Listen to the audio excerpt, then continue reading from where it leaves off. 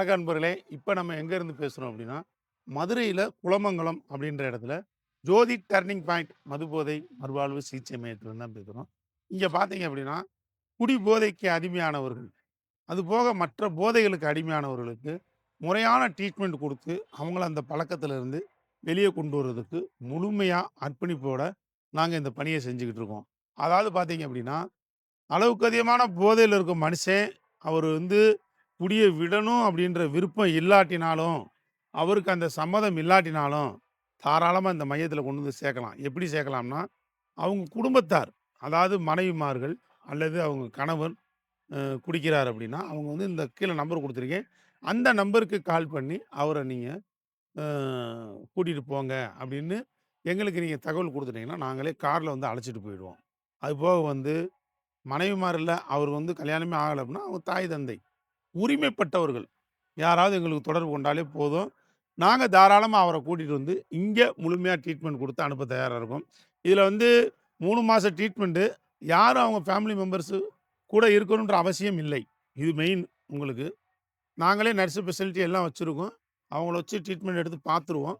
இது போக வந்து ஜெனரல் டாக்டர், சைக்கால் டாக்டர் இது எல்லாம் விஷ் பண்ணி அவங்க வந்து எல்லாமே அதுக்கு உண்டான மெடிசின்ஸ் குடுத்துருவாங்க. குறைஞ்சபட்சம் ஒரு 40, 50 நாளைக்கு தொடர்ந்து இந்த ஆல்கஹால் சிம்ப்டம் அதிலிருந்து யூரின் மூலமா வெளிய போறதுக்கு அனைத்து விதத்திலயும் அந்த மெடிசின்ஸ் வந்து உதவியா இருக்கும். இது போக வந்து அவருக்கு முறையான கவுன்சிலிங். கவுன்சிலிங்னா அந்த சாதாரணமா அறிவுரை சொல்ற மாரி இருக்காது. இது எப்படி ஒரு கவுன்சிலிங் இருக்கும் அப்படின்னா, உண்மையிலேயே ஒரு குடியாரனுக்கு வந்து தண்டனையோ, அறிவுரையோ வேலை செய்யாது. இது நல்ல பாயிண்ட்ட புரிஞ்சுக்கணும். அவர தண்டிக்கிறனால, அடிக்கிறனால, பிடிக்கிறனால, ஏதோ ஒரு தண்டனை குடுக்கிறனால, அவர் திருந்திருவாருன்னு நெனச்சா கண்டிப்பா வேலை செய்யாது. ஃபேமிலி மெம்பர்ஸ், குடிகாரனுடைய ஃபேமிலி மெம்பர்ஸ் இந்த விஷயத்த உணர்ந்திருப்பீங்கன்னு நான் நெனைக்கிறேன். அப்படி தண்டனை குடுத்து திருந்துறதா இருந்தா, பக்கத்திலேயே ஒரு காவல் நிலையத்தில புகார் குடுத்து, குடிச்சு ரொம்ப தொந்தரவு பண்றாரு, கொஞ்சம் கண்டிச்சு அனுப்புங்கன்னா, அவங்களும் ஏதாவது கண்டிச்சு அனுப்புவாங்க. அந்நேரம் அவர் திருந்தியிருக்கணும். அப்படி திருந்தியிருந்தா, இன்னைக்கு லட்சோத லட்சம் பேரு திருந்தியிருப்பாங்க. ஸோ அது வேலை செய்யாது. இது போக அறிவுரை சொல்றது வேலை செய்யாது. நீங்களே இதே அனுபவத்தில தெரிஞ்சிருப்பீங்க.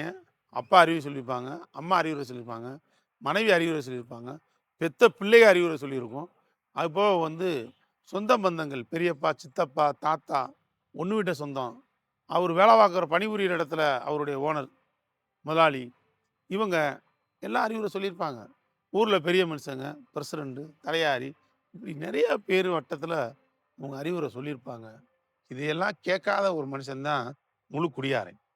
ஸோ அது வேலை செய்யாது. நான் சுருக்கமா சொல்லணும்னா, தண்டனையும் அறிவுரையும் வேலை செய்யாது. மருத்துவமும், கவுன்சிலிங் மட்டும் தான் இவருக்கு வேலை செய்யும். இவருக்கு குடுக்கக்கூடிய கவுன்சிலிங் எந்த மாரி இருக்கும் அப்டின்னா, தன்னை உணருதல். அதாவது நான் யாரு? எப்டியா கொண்ட ஒரு ஆளு? நான் என்ன பண்ணிக்கிட்டு இருக்கேன்? என்னுடைய பொறுப்பு என்ன?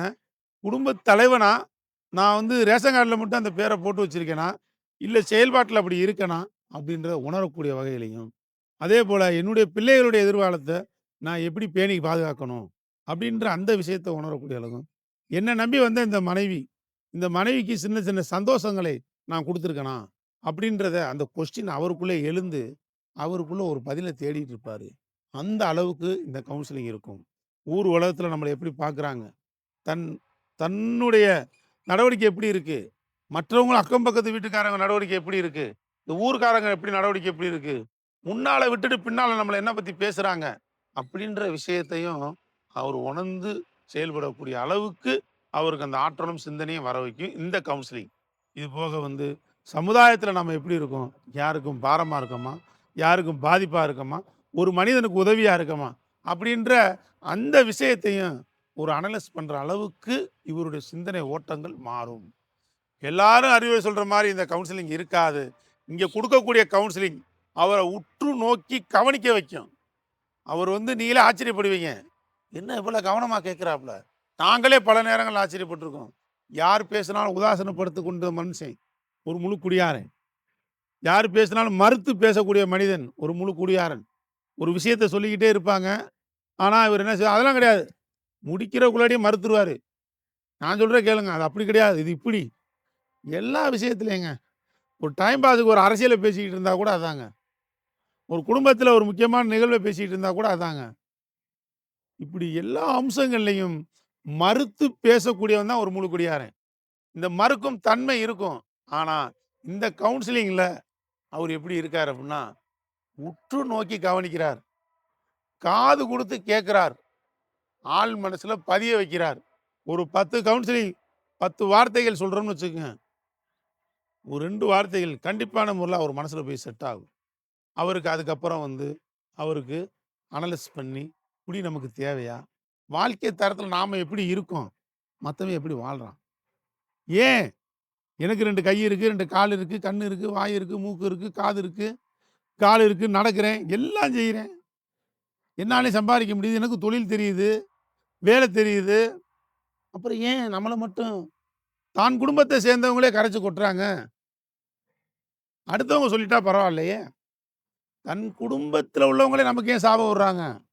பெத்த தாய் ஒரு மகன, குடியார மகன, "இவன் செத்துட்டா நல்லது. நான் நிம்மதி. 4 நாள்ல நான் தூக்கி போட்டுருவேன். நம்ம நிம்மதியா வாழுவேன்." அப்படின்னு ஏன் சொல்றாங்க? கட்ன மனைவி, விருப்பப்பட்டு கட்ன மனைவி. Arrange marriage to love marriage வரைக்கும். இந்த கட்ன மனைவிகள், இந்த எப்படா டைவர்ஸ் பண்ணுவோம்? எப்படா இந்த மனுஷன் சாவான்? எப்படா இவன்ட்டருந்து விடுதலை கிடைக்கும்? அப்படின்ற அளவுக்கு இந்த குடிகாரன் நினைக்கிற அளவுக்கு அவங்க மன பாதிப்பு, அவங்களுடைய குடும்ப பாதிப்பு, அவங்களுடைய பொருளாதார பாதிப்பு, இது எல்லாமே ஆக்கிரமிச்சு. ஒரு குடிக்கிற மனுஷன், அவன் வீட்ல, அவன் பொண்டாட்டி, அவன் வீட்ல, அவங்க அம்மா, அப்பா, அவன் வீட்ல, அவங்க பெத்த பிள்ளைகள் வேணான்னு ஒதுக்குறாங்க. இது ஏன்? அப்புட்ன்னா, அந்த குடியினுடைய ஆக்கிரமிப்பு, இந்த குடியினுடைய தன்மை. இதையெல்லாம் அவர் வந்து அனலைஸ் பண்ணி, இந்த குடி நமக்கு தேவையா? இது எனக்கு தேவையில்லை. அப்படின்ற சொல்ற அளவுக்கு இந்த கவுன்சிலிங் இருக்கும். இந்த கவுன்சிலிங் அவங்க அட்டெண்ட் பண்ண அவங்களுக்கு மனமாற்றங்கள் நெறைய வரும். ஸோ மருத்துவ ரீதியான ஒரு நம்ம ஒரு விஷயம் அவங்களுக்கு வந்து மதுவிலேருந்து வெளியே வர்றதுக்கு உண்டான அனைத்து விஷயம் செய்றோம். இது போக மன ரீதியா அவர் வந்து தயாராகி வர்றதுக்கு இந்த கவுன்சிலிங் எல்லாமே ரொம்பவே உதவும். தொடர்ந்து வந்து இந்த கவுன்சிலிங், இந்த மருத்துவம் மட்டுமே இவருக்கு வேலை செய்யும். அதை நாங்க முழுமையா செஞ்சு, உங்க வீட்டு பிள்ளைய இங்க வந்து சேர்த்தா, நல்ல பிள்ளையா, ஒழுக்கமான பிள்ளையா, உங்க வீட்டு பிள்ளையா, பழைய நிலைமைக்கு குடி இல்லாத போது இந்த மனுஷன் எப்படி இருந்தான்? சொல்லுவாங்க நெறைய பேரு. என் பையன் குடிக்கலன்னா தங்கம்ங்க. குடிச்சா தாங்க அவன் இப்படி ஆயிடுறான் அப்படின்னு சொல்லுவாங்க. என் கணவர் குடிக்கலன்னா தங்கம்ங்க, சொக்க தங்கம்ங்க.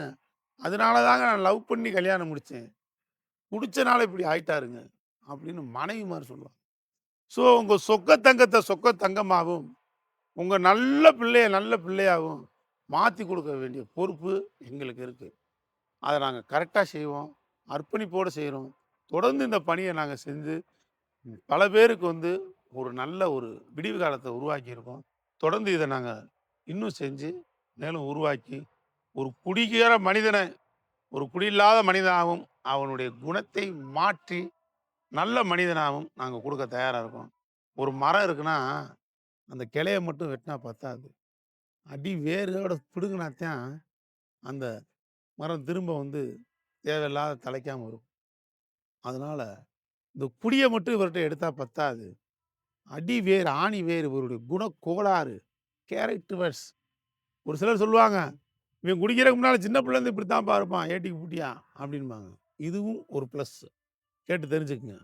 இத அகற்றணும் அப்படின்னா, அந்த ஆணி வேர், குணக்கோளாறு, கேரக்டர்ஸ், பிறவியிலிருந்து அவனுக்கு இருக்கப்பட்ட கோளாறு, இதையெல்லாம் மாத்தி ஒரு நல்ல ஒரு கவுன்சிலிங் குடுத்து, நல்ல ஒரு மனநிலையில, நான் யார் அப்படின்னு தெரிஞ்சுக்கிற அளவுக்கு ஒரு நல்ல ஒரு மனிதனாக மாத்திருவோம். நான் யார் அப்படின்னு தெரிஞ்சுக்கிறவங்க யார் தெரிஞ்சுக்குவாங்க? ஆன்மீகத்திலயும், ஞானிகளும் இவங்க மாரி ஆட்கள் தான் நான் யார் அப்படின்றது தெரிஞ்சுக்குவாங்க. அந்த நான் யார இந்த குடியார மனுஷன் தெரிஞ்சுட்டேன் அப்படின்னா, வாழ்க்கை சுகமா இருக்கும். தொடர்ந்து பார்த்தீங்கன்னா, இந்த இடத்துல சேர்க்கணும்னா கீழ நம்பர் குடுத்துருக்கேன். அந்த நம்பருக்கு கால் பண்ணி எனி டவுட்னாலும் நீங்க கேட்டுக்கங்க. இங்க அட்மிட் பண்ணணும்னா பார்த்து பண்ணிக்கலாம். இதுபோக இந்த இடம் வந்து மதுரையில இருக்கு. குலமங்கலம் அப்படின்ற ஏரியால இருக்கு. நீங்க தொடர்ந்து வந்து கால் பண்ணி கேட்டு வாங்க. இந்த வீடியோ நீங்க வந்து லைக் பண்ணுங்க, ஷேர் பண்ணுங்க, கமெண்ட் பண்ணுங்க. இந்த வீடியோ பிடிச்சிருக்கு அப்படின்னா, மத்தவங்களுக்கு இந்த விஷயத்தை எடுத்து சொல்லுங்க. உங்களுக்கோ, உங்க குடும்பத்தாருக்கோ, உங்க உறவினருக்கோ, அக்கம் பக்கத்துல உள்ளவங்களுக்கோ, முகம் தெரிஞ்சவங்களுக்கோ, தெரியாதவங்களுக்கோ இந்த செய்திய நீங்க ஒரு குடியார மனிதன் இருக்கான்னு கேள்விப்பட்டீங்கன்னா, அவங்களுக்கு இந்த செய்திய பாஸ் பண்ணுங்க. உங்களுக்கு நீங்க செய்யக்கூடிய ஒரு மிகப்பெரிய உதவியா இருக்கும். தொடர்ந்து ஃபாலோ பண்ணுங்க மக்களே. நன்றி.